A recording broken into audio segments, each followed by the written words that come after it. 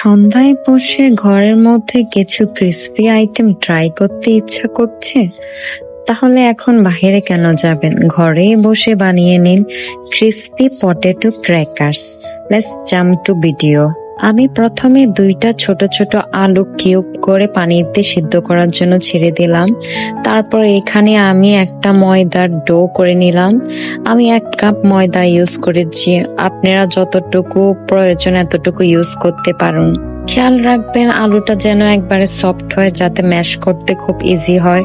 তারপরে আমি চেক করে আলুটা নামিয়ে নিলাম আর এখানে ম্যাশ করে নিলাম, যাতে ভিতরে কোনো লাম্পস না থাকে আর দলা দলা না পেকে থাকে।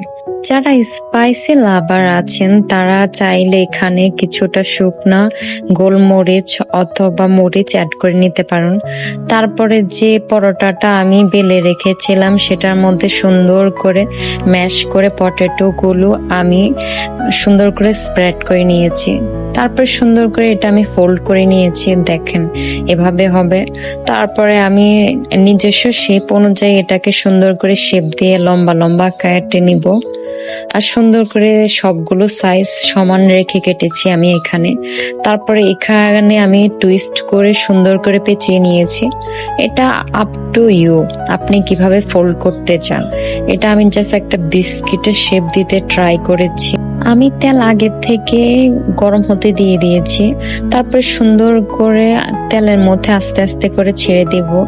এই যে আস্তে ধীরে কালারটা চেঞ্জ হতে থাকবে আর সুন্দর করে বাদামি কালার হতে থাকবে। আর একবারে এই পর্যায়ের মধ্যে আমি নামিয়ে নিব। আর এই পর্যায়ের মধ্যে এটা অনেক বেশি ক্রিস্পি হয়েছে, দেখতেই পাচ্ছেন। এটা যতক্ষণ নরম থাকবে ততক্ষণ এটা ক্রিস্পি হবে না, যখন পুরোপুরি হবে সেটা গোল্ডেন আকারে ধারণ করবে। তারপরে একে একে 2 স্লট দিয়ে আমি নামিয়ে নিয়েছি, দেখেন কতটা ক্রিস্পি হয়েছে। আর এই যে আমি এখানে একটা ভেঙে দেখাচ্ছি, আর এটা মুখে দিতে যাতে ব্লাস্ট হচ্ছে। এর থেকে বেটার কোনো স্ন্যাক্স হতে পারে না সন্ধ্যার টাইমের মধ্যে। আপনারা যে কোনো মোমেন্টের মধ্যে যদি কোনো স্ন্যাক্স আইটেম ট্রাই করতে চান ইজিলি বানিয়ে নিতে পারেন।